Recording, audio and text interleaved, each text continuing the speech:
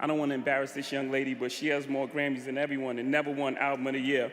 In February, she accepted the Dr. Dre Global Impact Award. Jay-Z called out the Grammys for never awarding the top prize to 32-time winner Beyonce. So even by your own metrics, that doesn't work. As he did, Beyonce remained rather stoic in the audience. Think about that. The most Grammys, never won Album of the Year. That doesn't work. So Beyonce has been nominated 4 times in the category.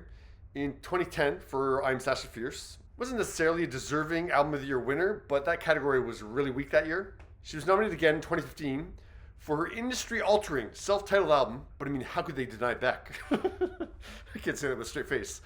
2 years later, she's nominated again, and Adele used half of her acceptance speech to tell the Grammys that Beyonce should have won for Lemonade.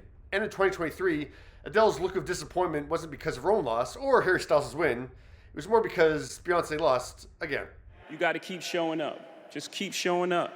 I am not actually sure if Beyonce has ever commented on any of those losses. I don't recall anything. I tried to find online anything, but yeah, I couldn't find anything. So if she has commented, please let me know. But even if she has, it's never been this loud. AOTY win. So on the penultimate track of her new album, Cowboy Carter, called Sweet Honey Buckin. Remember that the penultimate track on Renaissance was Pure Honey?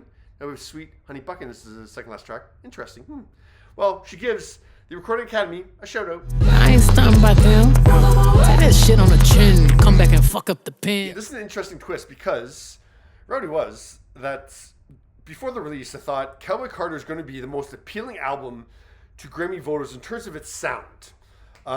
Because it's not because it's country necessarily, but because I've noticed that Grammy voters across record, album, and song of the year tend to go for the songs that are more guitar-based, more real instruments, like no electronics, fits into that broad category of southern rock, folk, country, bluegrass.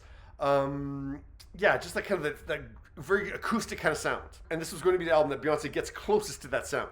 If you're thinking that Beyonce was doing this album to pander to Grammy voters, I think that lyric clears it up real fast. I ain't stunned by them. Take that shit on the chin. Come back and fuck up the pen. But no, she's doing this album to put the black back in country music. Like, that's what she's doing. She's reclaiming that space.